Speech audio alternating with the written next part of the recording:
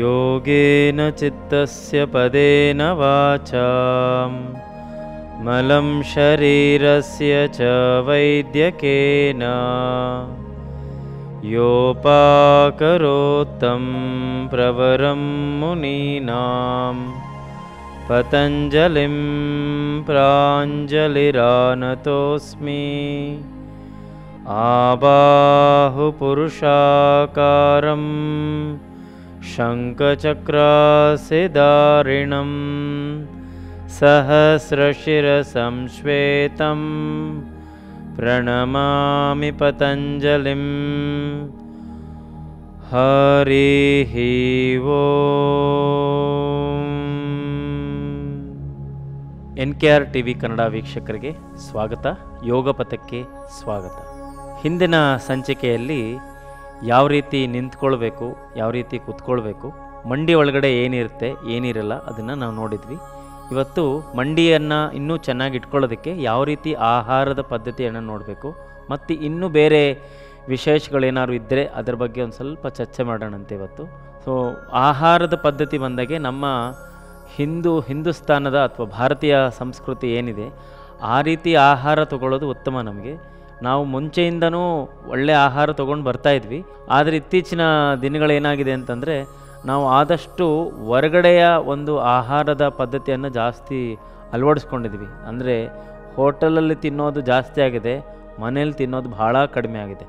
So ಮನೇಲಿ ತಿನ್ನೋದು ಕಡಿಮೆ ಆದಾಗಿಂದ ಏನಾಗ್ತಾಯಿದೆ ಅಂತಂದರೆ ನಮಗೆ ಶರೀರದಲ್ಲಿ ರೋಗ ನಿರೋಧಕ ಶಕ್ತಿ ಕಡಿಮೆ ಆಗ್ತಾ ಹೋಗುತ್ತೆ. ಈ ರೋಗ ನಿರೋಧಕ ಶಕ್ತಿ ಕಡಿಮೆ ಆದಾಗೆ ಅಂದರೆ ಇಮ್ಯುನಿಟಿ ಲೆವೆಲ್ ಕಡಿಮೆ ಆದ್ರಾಗೆ ನಮಗೇನಾಗ್ತದೆ, ಜಾಯಿಂಟ್ಸ್ನಲ್ಲಿ ನಮಗೆ ಚಿಕ್ಕದೊಂದು ಲಿಕ್ವಿಡ್ ಇರುತ್ತೆ ಇದ್ರ ಒಳಗಡೆ, ನೀ ಜಾಯಿಂಟ್ ಒಳಗಡೆ, ಅದಕ್ಕೆ ಸೈನೋವಿಲ್ ಫ್ಲೂಯಿಡ್ ಅಂತೀವಿ. ಅದು ನಿಧಾನಕ್ಕೆ ನಾವು ಈಗ ಜಾಸ್ತಿ ಸ್ಪೈಸಿ ಫುಡ್ ತೊಗೊಂಡಾಗೆ ಇದು ಬೇಗ ಡ್ರೈ ಆಗೋದು ಜಾಸ್ತಿ. ಅಂದರೆ ನಾವು ಕುತ್ಕೊಳ್ಳೋ ಭಂಗಿ ಇರ್ಬೋದು, ನಿಂತ್ಕೊಳ್ಳೋ ಭಂಗಿ ಇರ್ಬೋದು, ಅಥವಾ ನಾವು ತಿನ್ನೋ ಆಹಾರನೂ ಅಷ್ಟೇ ಸರಿಯಾಗಿ ನಾವು ಕೆಳಗಡೆ ಕುತ್ಕೊಳ್ಳದೆ ಅಭ್ಯಾಸ ಮಾಡ್ಕೊಂಡಿರೋದ್ರಿಂದ ನಮ್ಮ ಆಹಾರ ನಾವು ಏನು ತೊಗೊಳ್ತಿದ್ದೀವಿ, ಏನು ತಿಂತಾಯಿದ್ದೀವಿ ಅನ್ನೋದ್ರ ಕಡೆ ಗಮನನೇ ಇರಲ್ಲ ನಮಗೆ. ನಾವೇನೋ ತಿನ್ನಬೇಕು, ಮುಂದಕ್ಕೆ ಹೋಗಬೇಕು ಅನ್ನೋದರಲ್ಲೇ ನಮ್ಮ ಜೀವನ ಕಳ್ಕೊಂಡು ಹೋಗ್ತಾಯಿದ್ದೀವಿ. ಸೊ ಆಹಾರದ ಪದ್ಧತಿ ಬಂದಾಗೆ ನಾನು ಮುಂಚೆನೂ ಹೇಳಿದ್ದೆ, ಆಹಾರ ಯಾವಾಗಲೂ ಮಿತವಾಗಿರಬೇಕು. ಅಂದರೆ ನಾವು ತಿಂದಿರೋ ಆಹಾರ ನಮ್ಮ ಹೊಟ್ಟೆಗೆ ಕರೆಕ್ಟಾಗಿ ಡೈಜೆಷನ್ ಆಗಬೇಕು. ಆ ಥರ ಸಿಗುವಂಥ ಆಹಾರ ತಿನ್ನೋದು ಒಳ್ಳೆಯದು. ಆಮೇಲೆ ಆಯುರ್ವೇದಿಕ್ನಲ್ಲಿನೂ ಅಷ್ಟೇ ಒಳ್ಳೆಯ ಔಷಧಿಗಳಿದೆ. ಈಗ ಅಶ್ವಗಂಧ ತೊಗೊಳ್ಳಿ ಅಂತ ಹೇಳ್ತೀವಿ. ಅಶ್ವಗಂಧ ತೊಗೊಳ್ಳೋದ್ರಿಂದ ನಮ್ಮ ಜಾಯಿಂಟ್ಸ್ ಎಲ್ಲ ಇನ್ನೂ ಚೆನ್ನಾಗಿ ಬಲ ಜಾಸ್ತಿ ಕೊಡುವಂಥ ಒಂದು ವೈದ್ಯ ಅದನ್ನು ನಾವು ತೊಗೊಳ್ಬೋದು. ಆನಂತರ ಗ್ರೀನ್ ಲೀಫಿ ವೆಜಿಟೇಬಲ್ಸ್ ತೊಗೊಳ್ಳೋದು ಉತ್ತಮ. ಮಿಲೆಟ್ಸ್ ತೊಗೊಳ್ಳೋದು ಇನ್ನೂ ಒಳ್ಳೆಯದು.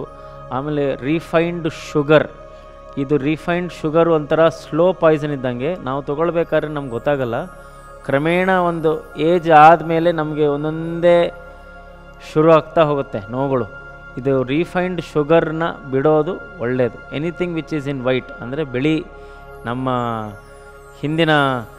ನಮ್ಮ ಗುರುಗಳು ನಮಗೆ ಹೇಳ್ಕೊಟ್ಟಿದ್ದೇನು ಅಂತಂದರೆ, ಬೆಳ್ಳಕ್ಕಿರೋದೆಲ್ಲ ಚೆಂದ ಅಲ್ಲಪ್ಪ ಅಂತ. ಬೆಳ್ಳಕ್ಕಿರೋದು ಚೆಂದ ಅಲ್ಲ, ಬೆಳ್ಳಕ್ಕೆ ನೋಡೋಕ್ಕಷ್ಟೇ ಇರ್ತದೆ, ಆದರೆ ಅದು ತೊಂದರೆ ಆದರೆ ನಮಗೆ ಇನ್ನೂ ಕಷ್ಟ ಅದು. ಹಾಗಾಗಿ ನಾವು ಆಹಾರ ತಗೋಬೇಕಾದ್ರೆ ವೈಟ್ ಅಂದರೆ ಹಾಲಿರ್ಬೋದು, ಅಥವಾ ಬ್ರೆಡ್ ಇರ್ಬೋದು, ಅಥವಾ ಮೊಸರು ಇರ್ಬೋದು, ಅಥವಾ ಸಕ್ಕರೆ, ಶುಗರ್, ಎಲ್ಲಿ ಶುಗರ್ ಜಾಸ್ತಿ ಇರ್ತದೆ ಅಂದರೆ ಐಸ್ ಕ್ರೀಮ್. ನಮಗೆಲ್ಲರಿಗೂ ಐಸ್ ಕ್ರೀಮ್ ಅಂದರೆ ಭಾಳ ಇಷ್ಟ. ಐಸ್ ಕ್ರೀಮ್ ಅಂದರೆ ಒಂದು 2-3 ಸ್ಕೂಪ್ ಜಾಸ್ತಿ ತಿಂದುಬಿಡ್ತೀವಿ. ಚೆನ್ನಾಗಿ ತಂಪಿರುತ್ತಲ್ಲ, ಹೈ ಶುಗರ್ ಕಂಟೆಂಟ್ ಅದರಲ್ಲೇ ಇರೋದು.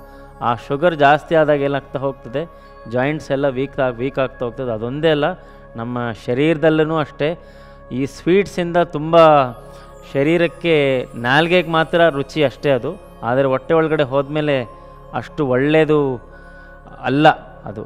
ಸೊ ಹಾಗಾಗಿ ನಮ್ಮ ಆಹಾರದ ಪದ್ಧತಿ ಯಾವಾಗಲೂ ಮಿತವಾಗಿರಬೇಕು. ನಾವೇನೇ ತೊಗೊಂಡ್ರೂ ಮಿತ ಇರಬೇಕು. ಅದರಲ್ಲಿ ಜಾಸ್ತಿ ಪ್ರಾಸೆಸ್ಡ್ ಫುಡ್ ಅಥವಾ ಹೊರಗಡೆ ತಿನ್ನುವಂಥ ಆಹಾರಗಳು ಕಡಿಮೆ ಮಾಡ್ಕೊಳ್ಳೋದು ಒಳ್ಳೆಯದು. ನಂತರ ಮುಂದೆ ನಾವು ನೋಡ್ತಾ ಹೋಗೋಣಂತೆ ಇನ್ನೂ ಯಾವ ರೀತಿ ಇನ್ನೂ ಒಳ್ಳೆಯ ಅಭ್ಯಾಸಗಳು ಯಾವ ರೀತಿ ಮಾಡಿಕೊಂಡು ಯಾವ್ಯಾವ ಥರ ಅಭ್ಯಾಸಗಳು ಮಾಡೋದ್ರಿಂದ ನಮ್ಮ ಈ ನೀ ಜಾಯಿಂಟ್ ಮಂಡಿ ನೋವನ್ನು ಇನ್ನೂ ಯಾವ ರೀತಿ ನಾವು ಇನ್ನೂ ಚೆನ್ನಾಗಿ ಇಟ್ಕೋಬೋದು, ಇನ್ನೂ ಹೆಲ್ತಿಯಾಗಿ ಯಾವ ರೀತಿ ಮಾಡ್ಕೋಬೋದು ಅದನ್ನು ನೋಡ್ತಾ ಹೋಗೋಣಂತೆ. ನಮಸ್ಕಾರ.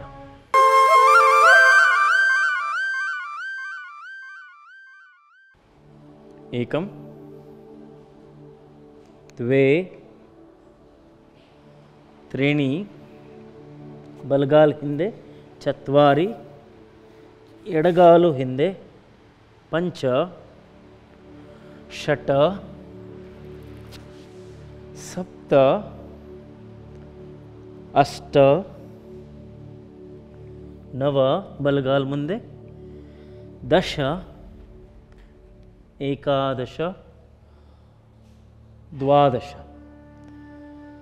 ಏಕಂ ದ್ವೇ ತ್ರೀಣಿ ಚತ್ವಾರಿ ಪಂಚ ಷಟ ಸಪ್ತ ಅಷ್ಟ ನವ ಎಡಗಾಲ್ ಮುಂದೆ, ದಶ ಏಕಾದಶ ದ್ವಾದಶ. ವಿಶ್ರಾಂತಿ.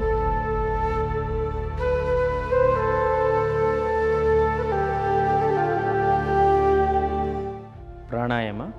ಇವತ್ತಿನ ಪ್ರಾಣಾಯಾಮದ ಅಭ್ಯಾಸದಲ್ಲಿ ಭಸ್ತ್ರಿಕಾ ಪ್ರಾಣಾಯಾಮ ಯಾವ ರೀತಿ ಮಾಡೋದು ನೋಡೋಣಂತೆ. ಎರಡೂ ಕೈಗಳನ್ನು ಪಕ್ಕದಲ್ಲಿ ಈ ಥರ ಇಟ್ಕೊಳ್ಬೇಕು.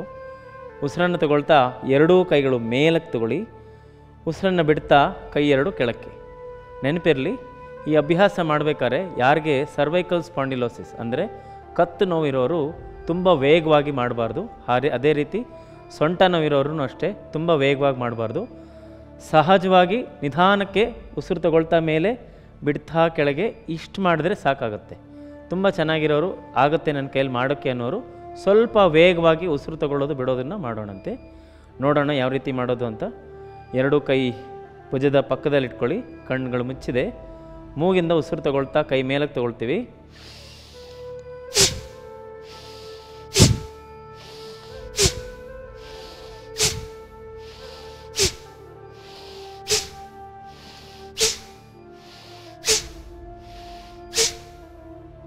ಈ ರೀತಿ ವೇಗವಾಗಿ ಉಸಿರು ತಗೊಳ್ಳೋದು, ಅಷ್ಟೇ ವೇಗವಾಗಿ ಉಸಿರನ್ನು ಕೆಳಗೆ ಬಿಡಬೇಕು. ಉಸಿರು ತಗೊಳ್ತಾ ಕೈ ಎರಡು ಮೇಲಕ್ಕೆ ಹೋಗುತ್ತೆ. ಉಸಿರನ್ನು ಬಿಡ್ತಾ ಎರಡೂ ಕೈ ಕೆಳಗಡೆ ನಮ್ಮ ಭುಜದ ಪಕ್ಕದಲ್ಲಿ ಬರೋ ಥರ ನೋಡಬೇಕು. ಅಷ್ಟೇ ಮೇಲಕ್ಕೆ ಹೋಗುತ್ತೆ. ಕೈ ಯಾವುದೇ ಕಾರಣಕ್ಕೂ ಮುಂದಕ್ಕೆ ಬರಬಾರ್ದು. ಈ ರೀತಿ ಮುಂದೆ ಮಾಡಬಾರ್ದು. ಕೈ ಎರಡು ಈ ರೀತಿ ಪಕ್ಕದಲ್ಲಿರಬೇಕು. ಉಸಿರು ತಗೊಳ್ತಾ ಮೇಲಕ್ಕೆ, ಬಿಡ್ತಾ ಕೆಳಕ್ಕೆ, ತಗೊಳ್ತಾ ಮೇಲೆ, ಬಿಡ್ತಾ ಕೆಳಗೆ, ಈ ರೀತಿ ಮಾಡಬೇಕು. ಇದರ ಅಭ್ಯಾಸ ನಾವು ಒಂದು 25 ಸತಿ ಇದರ ಅಭ್ಯಾಸ ಮಾಡೋದು ಉತ್ತಮ. ನಂತರ ಒಂದು 10 ಉಸಿರಾಟ ವಿಶ್ರಾಂತಿಯಲ್ಲಿ 4 ಸೆಕೆಂಡಷ್ಟು ಉಸಿರು ಒಳಗೆ ತಗೊಳ್ಳೋದು, 6 ಸೆಕೆಂಡಷ್ಟು ಉಸಿರನ್ನು ಹೊರಕ್ಕೆ ಬಿಡೋದು. ಈ ರೀತಿ ಒಂದು 10 ಉಸಿರಾಟಗಳು ಮಾಡೋದು. ಇದಾದ ನಂತರ ಇದನ್ನೇ ಇನ್ನೊಂದು ಸತಿ ಅಭ್ಯಾಸ ಮಾಡೋದು ಉತ್ತಮ. 2-3 ಸುತ್ತು ಮಾಡೋದು ಆರೋಗ್ಯಕ್ಕೆ ಒಳ್ಳೆಯದು. ಇದರಿಂದ ನಾಸ್ಟ್ರಲ್ಸ್ ಅಂದರೆ ಮೂಗಿನಲ್ಲಿರುವಂಥ ಫ್ಲೆಮ್ ಅದೆಲ್ಲ ಆಚೆ ತೆಗಿಬೋದು. ನಂತರ ಪ್ರತಿನಿತ್ಯ ಅಭ್ಯಾಸದಿಂದ ಲಂಗ್ ಕೆಪಾಸಿಟಿ ಇಂಪ್ರೂವ್ ಆಗುತ್ತೆ. ಜೊತೆಯಲ್ಲಿ ಹೊಟ್ಟೆಯಲ್ಲಿ ಇರುವಂಥ ಗ್ಯಾಸ್ಟ್ರಿಕ್ ಇರ್ಬೋದು, ಆ್ಯಸಿಡಿಟಿ ಇರ್ಬೋದು, ಇದನ್ನು ನಾವು ಕ್ರಮೇಣ ಕಡಿಮೆ ಮಾಡ್ಕೋಬೋದು. ಒಂದೇ ದಿವಸದಲ್ಲಿ ಮಾಡಿದ ತಕ್ಷಣ ಹೋಗಲ್ಲ. ಇದು ಪ್ರತಿನಿತ್ಯ ಅಭ್ಯಾಸ ಮಾಡ್ತಾ ಇರೋದ್ರಿಂದ ಇದರ ಒಂದು ಲಕ್ಷಣಗಳನ್ನು ನಾವು ನೋಡ್ತಾ ಹೋಗ್ಬೋದು. ಮತ್ತೊಮ್ಮೆ 25 ಸತಿ ಮಾಡ್ತೇವೆ. ಈಗ ಒಮ್ಮೆ ಗಮನಿಸಿ. ಕಣ್ಣುಗಳು ಮೃದುವಾಗಿ ಮುಚ್ಚಿದೆ. ಎರಡೂ ಕೈ ಚಿನ್ಮುದ್ರೆ. ಎರಡೂ ಕೈಗಳನ್ನು ಭುಜದ ಪಕ್ಕದಲ್ಲಿ ಇಡ್ತೀವಿ. 25 ಸತಿ ಉಸಿರು ತಗೊಳ್ತಾ ಕೈಗಳು ಮೇಲೆ ಹೋಗಬೇಕು, ಬಿಡ್ತಾ ಕೆಳಗೆ, ವೇಗವಾಗಿ ಹೋಗಬೇಕು, ವೇಗವಾಗಿ ಬರೋದು.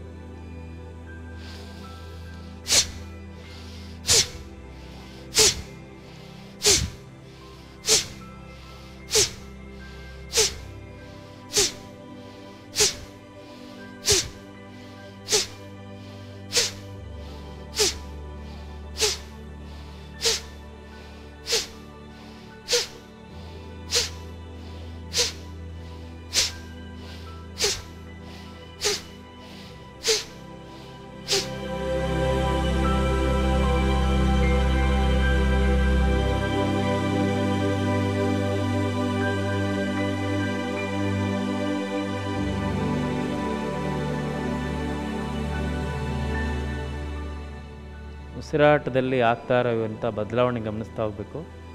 ನಿಲ್ಲಿಸಿದ ತಕ್ಷಣ ನಮ್ಮ ಉಸಿರು ಸ್ವಲ್ಪ ಸೆಕೆಂಡ್ ಉಸಿರು ಒಳಗೂ ಹೋಗಲ್ಲ, ಹೊರಗೂ ಬರಲ್ಲ, ಒಳಗೇ ನಿಂತಿರುತ್ತೆ. ಅದನ್ನು ಗಮನಿಸ್ತಾ ಹೋಗಬೇಕು. ನಂತರ ನಿಧಾನಕ್ಕೆ ಉಸಿರಾಟ ದೀರ್ಘ ಆಗ್ತಾ ಹೋಗುತ್ತೆ. ಅದನ್ನು ಗಮನಿಸ್ತಾ ಹೋಗಿ ತಲೆಯ ಭಾಗದಿಂದ ಹಿಡಿದು ಸೊಂಟದ ಕೆಳಭಾಗದವರೆಗೂ ಇಡೀ ಶರೀರ ಹಗುರತೆಯನ್ನು ಗಮನಿಸ್ತಾ ಹೋಗಿ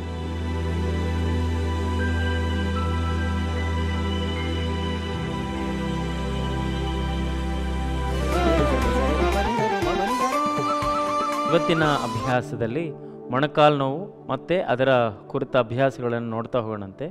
ನಾವು ಮೊಣಕಾಲು ನೋವು ಅಂತಂದ ತಕ್ಷಣ ಅಂದರೆ ಮಂಡಿ ನೋವು ಅಂದರೆ ಬರೀ ಮಂಡಿ ಒಂದೇ ನೋಡಬಾರ್ದು. ಮಂಡಿಯ ಕೆಳಭಾಗ ಅಂದರೆ ಈ ಮೀನುಕಂಡದ ಭಾಗ ಮತ್ತು ಅಂಗಾಲಿನ ಭಾಗ ಇದನ್ನೂ ನಾವು ನೋಡ್ಕೋಬೇಕು. ಯಾಕಂದರೆ ಇದು ಬಹಳ ಮುಖ್ಯ. ಇದು ಮೊಣಕಾಲು ನೋವು ಇಲ್ಲಿದೆ, ಆದರೆ ಇದೇ ಮೇನ್ ಕಾರಣ. ಈ ಮಂಡಿ ನೋವಿಗೆ ಪ್ರಾರಂಭೋತ್ಸವನೇ ಇಲ್ಲಿ ಒಂದು, ಮತ್ತೊಂದು ಪ್ರಾರಂಭೋತ್ಸವ ಆಗೋದು ಇಲ್ಲಿ ಸೊಂಟ. ಇವಿಬ್ಬರು ಈ ಭಾಗನೂ ಈ ಭಾಗದಲ್ಲೂ ಯಾವ್ದಾದ್ರು ಎರಡು ಭಾಗದಲ್ಲೂ ಏನಾದ್ರು ತೊಂದರೆ ಆಯಿತು ಅಂದರೆ ಅದಕ್ಕೆ ಕಾರಣ ಆಗೋದೇ ಮಂಡಿಯನ್ನಲ್ಲೇ ನಮಗೆ ಹೊಡೆತ ಬೀಳೋದು. ಸೊ ಹಾಗಾಗಿ ನಾವು ಮೊದಲು ಹಿಂದಿನ ಸಂಚಿಕೆಗಳಲ್ಲಿ ನಾವು ಬೆರಳುಗಳು ಬಗ್ಗೆ ನೋಡಿದ್ವಿ, ಮತ್ತು ಅಂಗಾಲಿನ ಚಲನೆಗಳನ್ನು ನೋಡಿದ್ವಿ. ನಂತರ ಬೆಡ್ಶೀಟ್ ಮಧ್ಯದಲ್ಲಿ ಇಟ್ಕೊಂಡು ಅದನ್ನು ತಳ್ಳೋದನ್ನು ಅಭ್ಯಾಸ ಮಾಡಿದ್ವಿ. ಇದರಲ್ಲಿ ಈ ರೀತಿಯ ಅಭ್ಯಾಸಗಳೆಲ್ಲ ಮಾಡಿದ್ವಿ. ನಂತರ ಪೃಷ್ಠದ ಭಾಗಕ್ಕೆ ಕೆಲವು ಅಭ್ಯಾಸಗಳು, ಕಾಲು ಮಡಚಿ ಒಳಗೆ ತಗೊಳ್ಳೋದು ಬಿಡೋದು, ಇದರ ಅಭ್ಯಾಸ ನೋಡಿದ್ವಿ. ಇವತ್ತು ನಾವು ವಿಶೇಷವಾಗಿ ಈ ಗಂಟು ಅಂದರೆ ಈ ಆ್ಯಂಕಲ್ ಜಾಯಿಂಟ್, ಈ ಜಾಯಿಂಟ್ ರಿಲೇಟೆಡ್ ಅಭ್ಯಾಸಗಳನ್ನ ಮಾಡುತ್ತಾ ಹೋಗೋಣಂತೆ. ಮಾಡೋದಕ್ಕೆ ಒಂದು ಕುರ್ಚಿ, ಮನೇಲಿ ಯಾವುದೇ ಥರದ ಕುರ್ಚಿ ತೊಗೋಬೋದು. ಪ್ಲಾಸ್ಟಿಕ್ ಚೇರ್ ಇದ್ರೂ ನಡೀತದೆ, ಆದರೆ ಪ್ಲಾಸ್ಟಿಕ್ ಚೇರಲ್ಲಿ ನೋಡ್ಕೊಳ್ಬೇಕು, ತುಂಬ ತಗ್ಗಿರಬಾರ್ದು, ಹೀಗೆ ಫ್ಲ್ಯಾಟ್ ಆಗಿರೋದು ಒಳ್ಳೆಯದು. ಸೋಫಾಲೆಲ್ಲ ಕೂತ್ಕೊಂಡು ಮಾಡೋ ಹಾಗಿಲ್ಲ. ಮನೇಲಿ ಡೈನಿಂಗ್ ಟೇಬಲ್ ಚೇರ್ ಇದ್ರೇನು ಅದರಲ್ಲೂ ಕೂತ್ಕೊಂಡು ಮಾಡ್ಬೋದು.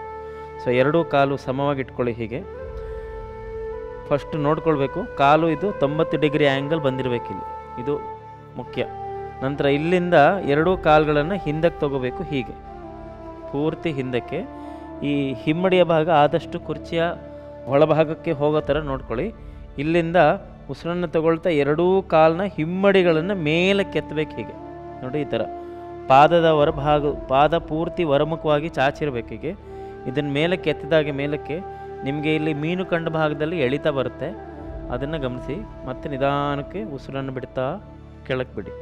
ಉಸಿರು ತಗೊಳ್ತಾ ಮೇಲೆ ಕೆತ್ತಿ ಹೀಗೆ ಒಂದು 5 ಸೆಕೆಂಡ್ ಇರೋದು. 1 2 3 4 5, ನಂತರ ಬಿಟ್ಬಿಡೋದು ಹೀಗೆ. ಈ ರೀತಿ ಒಂದು 10 ಸತಿ ಅಭ್ಯಾಸ ಮಾಡಬೇಕು. ಬ್ರೀತ್ ಇನ್, ಮೇಲಕ್ಕೆ, ಟೋಸ್ ಪಾಯಿಂಟಿಂಗ್ ಔಟ್ಸೈಡ್, ಕಾಲು ಬೆರಳು ಮೇಲೆ ನಿಂತಿದೆ. Breathe out, release. ಉಸಿರು ತಗೊಳ್ತಾ ಮೇಲಕ್ಕೆ ಆರಾಮಾಗಿ ವರ್ಕೌಟ್ ಮಾಡ್ಬೋದು. 10 ಸೆಕೆಂಡ್ ಇರೋದು. 1 2 3 4 5 6 7 8 9 10. ಮತ್ತಿನ್ನೊಂದು 2 ಸತಿ ಮಾಡೋಣಂತೆ. ಉಸಿರು ತಗೊಳ್ತಾ ಮೇಲೆ ಕೆತ್ತೋದು. ಗಮನ ಕೊಡಬೇಕು ನಿಮಗೆ ಅಂಗಾಲಲ್ಲಿ, ನಂತರ ಮೀನು ಕಂಡ ಭಾಗದಲ್ಲಿ ಚಾಚುವಿಕೆಯನ್ನು ಗಮನಿಸ್ತಾ ಹೋಗಬೇಕು. 4 5 6 7 8 9 10. ರಿಲ್ಯಾಕ್ಸ್. ಇದನ್ನು ಪ್ರತಿನಿತ್ಯ ಅಭ್ಯಾಸ ಮಾಡ್ತಾ ಇದ್ದರೆ ನಮಗೆ ಈ ಮೀನು ಕಂಡ ಭಾಗದಲ್ಲಿ ಈ ಮಸಲ್ಸ್ ನೋಡಿ, ಈ ಭಾಗ ಇದೆಯಲ್ಲ, ಇದು ಬಿಗಿಯಾಗಿಬಿಡುತ್ತೆ, ಇದು ಕಲ್ಲು ಥರ ಆಗುತ್ತೆ.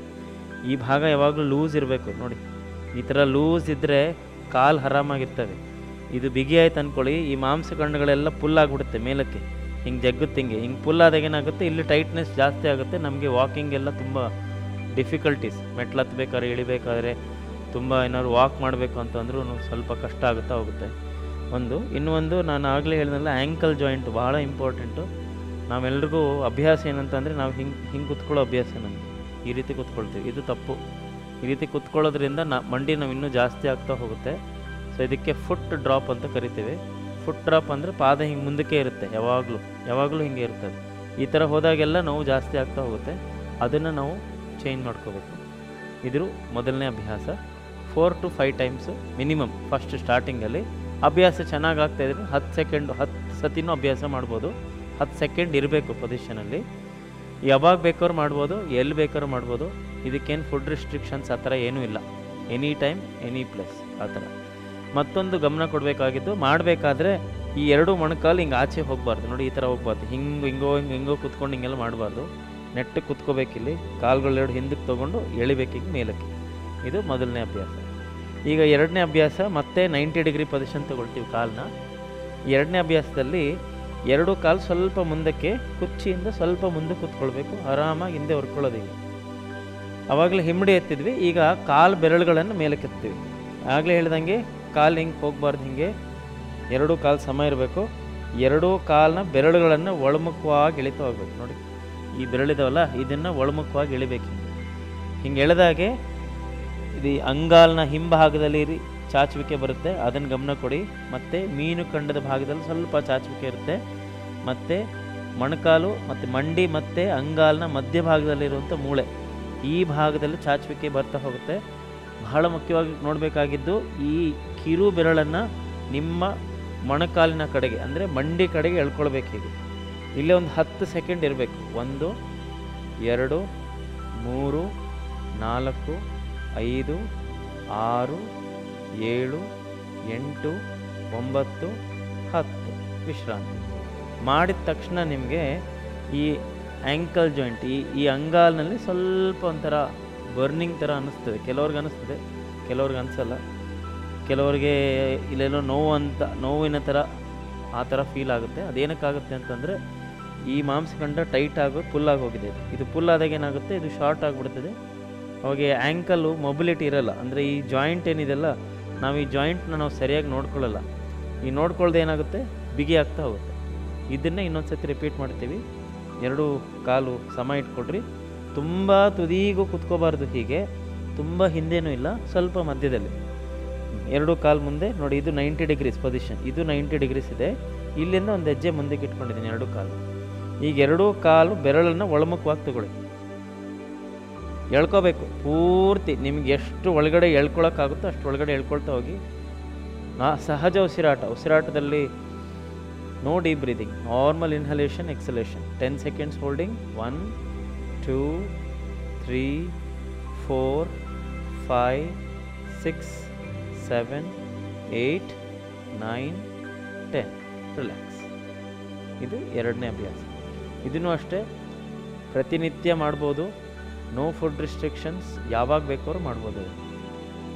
ಮಾಡಬೇಕಾದ್ರೆ ಪ್ರಾರಂಭದಲ್ಲಿ 5 ಸತಿ ಮಾಡಿದ್ರೆ ಸಾಕಾಗುತ್ತೆ. ಸ್ವಲ್ಪ ಅಭ್ಯಾಸ ಚೆನ್ನಾಗಿ ಆಗ್ತಿದೆ ನನಗೆ ಅನಿಸಿದರೆ ಆವಾಗ ನೀವು ಸ್ವಲ್ಪ ಇನ್ಕ್ರೀಸ್ ಮಾಡಬೇಕು. 10ವರೆಗೆ ಅಭ್ಯಾಸ ಮಾಡೋ ಮಟ್ಟಕ್ಕೆ ಬರಬೇಕು. ಇದರಿಂದ ಮಾಡೋದ್ರಿಂದ ಏನಾಗುತ್ತೆ ಅಂತಂದರೆ, ಈ ಪಾದಕ್ಕೆ 2 ಮೂಮೆಂಟ್ ಬರುತ್ತದೆ. ಒಂದು ಪಾದ ಹಿಂಗೆ ಮುಂದಕ್ಕೆ ಚಾಚಿದರೆ ಅದನ್ನು ಪ್ಲ್ಯಾಂಟರ್ ಫ್ಲೆಕ್ಷನ್ ಅಂತಾರೆ. ಅದೇ ಪಾದ ಹಿಂದಕ್ಕೆ ಹೋದರೆ ಅದಕ್ಕೆ ಡಾರ್ಸಿ ಫ್ಲೆಕ್ಷನ್ ಅಂತಾರೆ.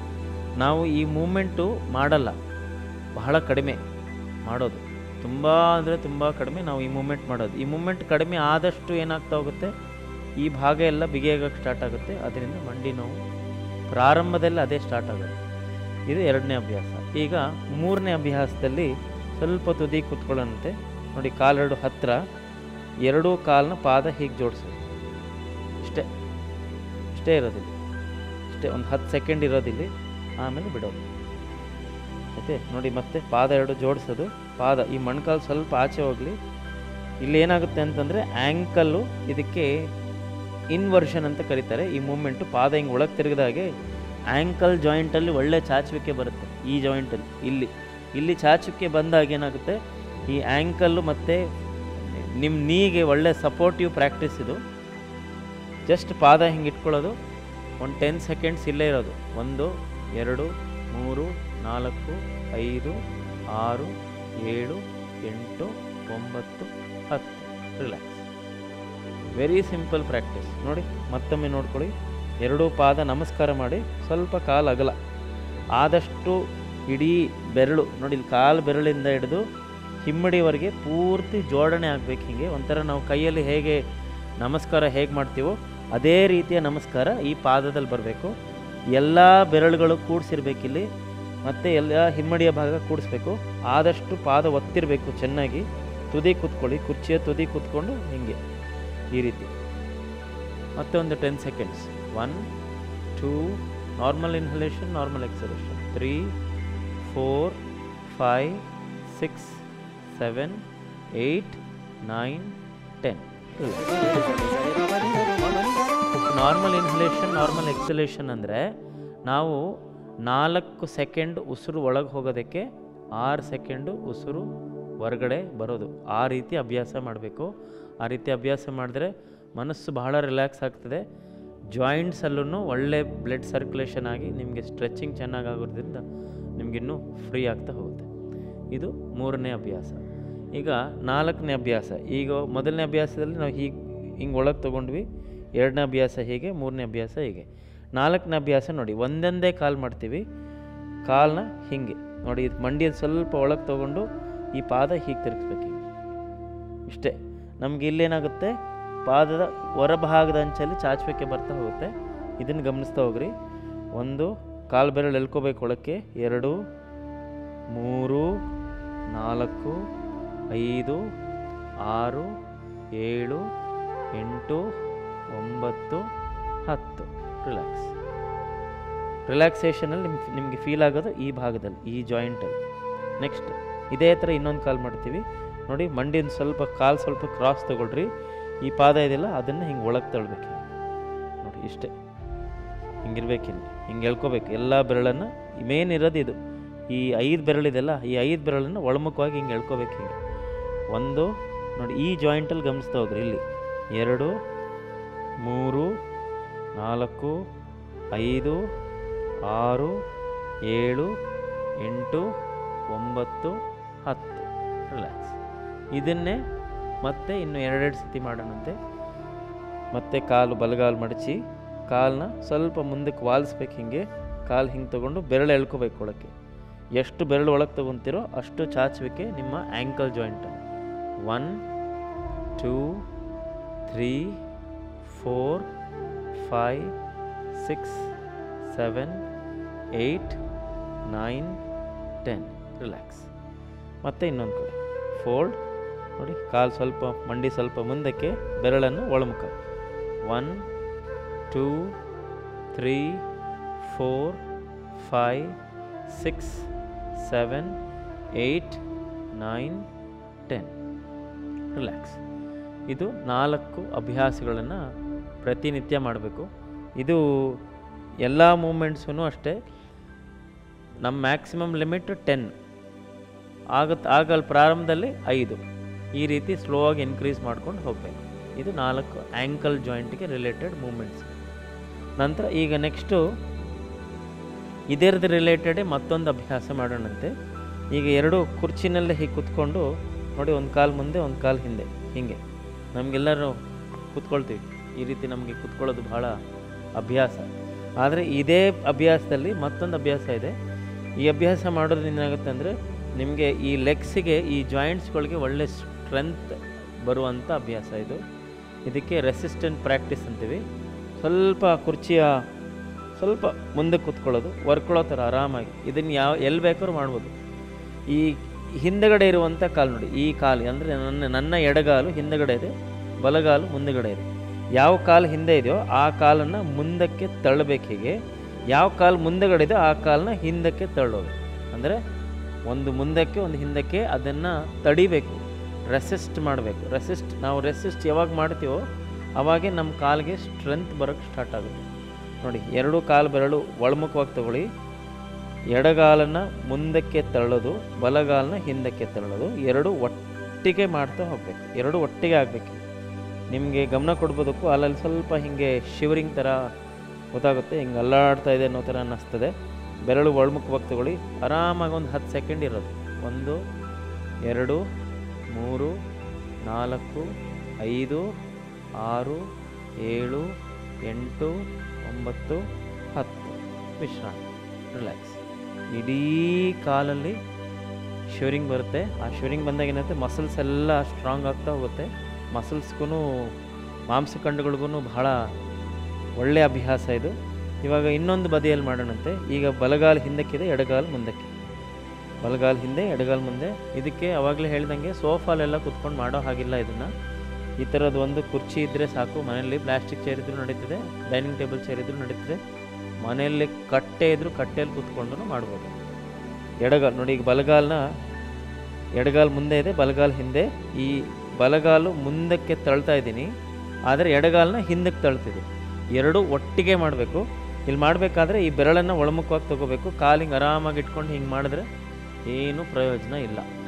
ಬೆರಳು ನೋಡಿ, ಆ್ಯಂಕಲ್ ಜಾಯಿಂಟು, ಅಂಗಾಲು ಪೂರ್ತಿ ಒಳಗೆ ತಗೊಳ್ಳಿ, ಬಲಗಾಲನ್ನ ಮುಂದಕ್ಕೆ ತಳ್ಳಿ, ಎಡಗಾಲನ್ನ ಹಿಂದಕ್ಕೆ ತಳ್ಳಿ. ರೆಸಿಸ್ಟ್, ತಡಿಬೇಕು. 10 ಸೆಕೆಂಡ್ ತಡಿಬೇಕು ಇದನ್ನು. 1 2 3 4 5 ಗೊತ್ತಾಗ್ಬಿಡುತ್ತೆ ನಿಮಗೆ. ಇಲ್ಲಿ ಇಡೀ ಕಾಲು ತೊಡೆ ಸಂದಿಯಿಂದ ಹಿಡಿದು ಅಂಗಾಲಿನವರೆಗೂ ಎಲ್ಲ ಶೇಕ್ ಆಗ್ತಾ ಇರ್ತದೆ. 5 6 7 8 9 10. ಈ ರೀತಿ ಒಂದೊಂದು ಕಾಲಿಗೆ 5 ಸತಿ ಮಾಡಬೇಕು. ನೀವು 1 ತಿಂಗಳು ಮಾಡಿಬಿಟ್ರೆ ನಿಮ್ಮ ಕಾಲಿಗೊಂದು ಸ್ವಲ್ಪ ಸ್ಟ್ರೆಂತ್ ಬರುತ್ತೆ. ನಿಮ್ಮದು ವಾಕಿಂಗ್ ಕೂಡ ಇನ್ನೂ ಚೆನ್ನಾಗಿ ಆಗ್ತಾ ಹೋಗುತ್ತೆ. ಮೆಟ್ಲು ಹತ್ತಬೇಕಾದ್ರೆ, ಇಳಿಬೇಕಾದ್ರೆ ಆ ಆಲಸ್ಯ ಅಂದರೆ ಆ ಸುಸ್ತೆಲ್ಲ ಕಡಿಮೆ ಆಗ್ತಾ ಹೋಗುತ್ತೆ. ಇದರಲ್ಲಿ ವಾಕಿಂಗ್ ಕೂಡ ಇನ್ನೂ ಫ್ರೀ ಆಗ್ತಾ ಹೋಗುತ್ತೆ ನಿಮಗೆ. ಯಾರಾದರೂ ವಾಕಿಂಗ್ ಹೋಗೋರಿದ್ದರೆ ಆ ಥರದವ್ರಿಗೂ ಇದು ಬಹಳ ಹೆಲ್ಪ್ಫುಲ್ ಇರುವಂಥ ಅಭ್ಯಾಸ. ಇದರ ಇನ್ನೊಂದು ಸತಿ ಅಭ್ಯಾಸ ಮಾಡೋಣಂತೆ. ಎರಡೂ ಕಾಲು ಸಮ ಇಟ್ಕೊಂಡಿದ್ದೀನಿ. ಎಡಗಾಲು ಹಿಂದಕ್ಕೆ, ಬಲಗಾಲು ಮುಂದಕ್ಕೆ. ಈಗ ಎಡಗಾಲು ಹಿಂದೆಗಡೆ ಇರೋ ಕಾಲಿಂದ ಮುಂದಕ್ಕೆ ತಳ್ಳಬೇಕು, ಮುಂದಗಡೆ ಇರೋ ಕಾಲಿಂದ ಹಿಂದಕ್ಕೆ ತಳ್ಳಬೇಕು. ನೋಡಿ, ಪಾದದ ಬೆರಳು ಎಳ್ಕೊಳ್ಳಿ ಒಳಕ್ಕೆ, ಇದನ್ನು ಮುಂದಕ್ಕೆ, ಇದು ಹಿಂದಕ್ಕೆ ತೊಡಿಬೇಕು. ನಿಮ್ಮ ಕಾಲಲ್ಲಿ ಫುಲ್ಲು ಹಿಂಗೆ ಶಿವರಿಂಗ್ ಬರಬೇಕು. 10 ಸೆಕೆಂಡ್ಸ್. 1 2 3 4 5 ಗಮನ ಕೊಡ್ತಾ ಹೋಗಿ. 6 7 8 9 10. ವಿಶ್ರಾಂತಿ 10 ಸೆಕೆಂಡ್ಸ್. ಆಗಲೇ ಹೇಳಿದೆ, ಬ್ರೀದಿಂಗ್ ವೆರಿ ಇಂಪಾರ್ಟೆಂಟ್.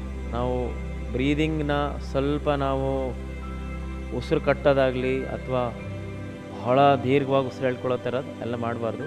ಆದಷ್ಟು ಉಸಿರಾಟ 4 ಸೆಕೆಂಡ್ ಉಸಿರು ಒಳಗೆ ತೊಗೊಂಡ್ರೆ ಒಂದು 6 ಸೆಕೆಂಡ್ ಉಸಿರು ಹೊರಗೆ ಬಿಡೋ ಥರ ಇಟ್ಕೊಂಡ್ರೆ ಮನಸ್ಸು ಬಹಳ ಹಗುರ ಆಗುತ್ತೆ. Instant result.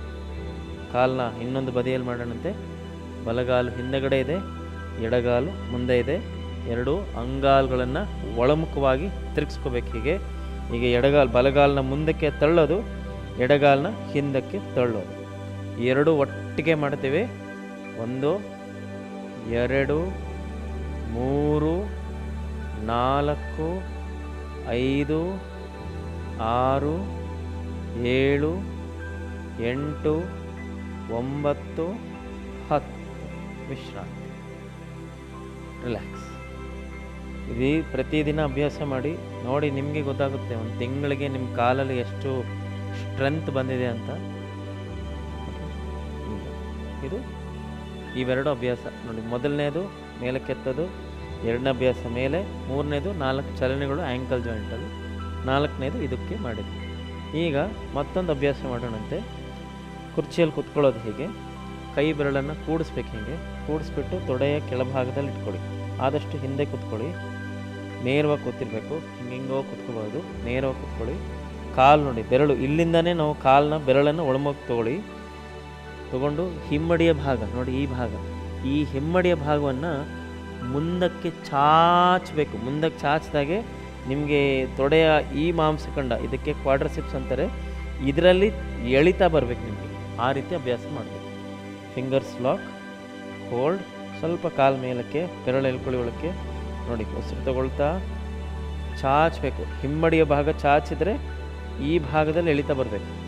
ಆಯಿತಾ? ಹಿಂಗೆ ಹೋಲ್ಡ್, ದೆನ್ ರಿಲೀಸ್. ಆಯಿತೆ? ಮತ್ತೆ ಉಸಿರು ತಗೊಳ್ತಾ ಮೇಲಕ್ಕೆ ನೋಡಿ, ಹಿಮ್ಮಡಿಯ ಭಾಗ ಚಾಚಬೇಕು ಮುಂದಕ್ಕೆ, ಬೆರಳು ಎಳ್ಕೊಳ್ಳಿ ಒಳಕ್ಕೆ, ಮತ್ತೆ ರಿಲೀಸ್. ಇದನ್ನು 5 ಸತಿ ಪ್ರಾರಂಭ, ನಂತರ 10ವರೆಗೂ ಹೋಗಬೇಕು. ತಗೊಳ್ತಾ ಬಿಡ್ತಾ ಮಾಡಬೇಕಾದ್ರೆ ಮತ್ತೊಂದು ನೆನಪಿರಲಿ, ಪ್ರಾರಂಭದಲ್ಲಿ ಕರೆಕ್ಟಾಗಿ ಮಾಡ್ತೀವಿ, ಯಾಕಂದ್ರೆ ನೋವು ಇದೆಯಲ್ಲ, ಸರಿ ಮಾಡ್ಕೋಬೇಕು. ಆಮೇಲೆ ಏನಾಗ್ತದೆ, ನಮಗೆ ಒಂದು ಸ್ವಲ್ಪ ಆಲಸ್ಯತೆನೂ ಜಾಸ್ತಿ ಆಗುತ್ತೆ. ಹಿಂಗೆ ಮಾಡಿದ್ರೆ ಏನೂ ಉಪಯೋಗ ಇಲ್ಲ. ನೀವು 100 ಸತಿ ಮಾಡಿದ್ರೂ ಉಪಯೋಗ ಇಲ್ಲ. 10 ಸತಿ ಮಾಡಿದ್ರೂ ಕರೆಕ್ಟಾಗಿ ಮಾಡಬೇಕು. ಬೆರಳು ಎಳ್ಕೊಂಡು ಚಾಚಬೇಕು. ಹಿಮ್ಮಡಿಯ ಭಾಗವನ್ನು ಚಾಚೋದು ಅಭ್ಯಾಸ ಮಾಡ್ಕೊಳ್ಳಿ. ನಂತರ ಬಿಡಿ. ಬ್ರೀತ್ ಇನ್ ನೋಡಿ, ಹಿಂಗೆ ಈ ಥರ ಚಾಚಬೇಕು, ಬೆರಳು ಎಳ್ಕೊಳ್ಳೋದು. Breathe out. ಇನ್ನೊಂದು ಸತಿ breathe in, breathe out and release. ಈ ಭಾಗದಿಂದ ಈ ಭಾಗದವರೆಗೆ ಗಮನ ಕೊಡಬೇಕು.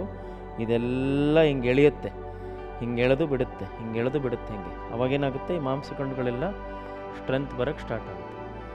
ಈಗ ಮತ್ತೊಂದು ಬದಿಯಲ್ಲಿ ಫಿಂಗರ್ಸ್ ಎರಡು ಲಾಕ್, ತೊಡೆಯ ಕೆಳಗಡೆ ಗಟ್ಟಿಯಾಗಿ ಇಟ್ಕೋಬೇಕು. ನೋಡಿ, ಮೊಣಕೈಯಿಂದ ಇಲ್ಲಿ ಸಪೋರ್ಟ್ ತೊಗೊಂಡಿದ್ದೀನಿ, ಬೆನ್ನು ಗೂನಾಗಬಾರ್ದು, ನೇರವಾಗಿ ಕೂತ್ಕೊಳ್ಳಿ. ಪಾದ ಹಿಂಗೆ ಎಳ್ಕೊಳ್ಳಿ ಒಳಕ್ಕೆ, ನಿಧಾನಕ್ಕೆ ಉಸಿರು ತಗೊಳ್ತಾ ಮೇಲೆ ಬೆರಳು, ಕಿರು ಬೆರಳನ್ನು ಒಳಮುಖವಾಗಿ ತಗೊಳ್ಳೋದು, ಬಿಡ್ತಾ ಬಿಡಿ. Breathe in, breathe out, breathe ಇನ್,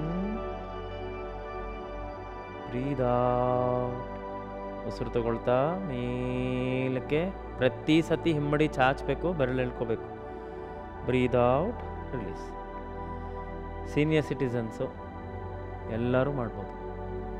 ಯಾರು ಸುಮ್ಮನೆ ಮನೇಲಿ ಕೂತ್ಕೊಂಡಿರ್ತೀವೋ, ಏನು ಕೆಲಸ ಇಲ್ದಂಗೆ ಮಾಡಬೇಕು. ಇವೆಲ್ಲ ಮಾಡಿದ್ರೆ ತಾನೇ ನಮ್ಮ ಕಾಲು ಶಕ್ತಿಯಾಗಿರೋದು. ನಾವು ನಮ್ಮ ಕಾಲು ಚೆನ್ನಾಗಿ ನೋಡ್ಕೊಂಡಿಲ್ಲ ಅಂತಂದರೆ ಸೊಂಟ ನೋವು ನಮ್ಗೆ ಬಿಟ್ಟೋಗಲ್ಲ, ಕತ್ತು ನೋವು ನಮ್ಮನ್ನು ಬಿಟ್ಟೋಗಲ್ಲ.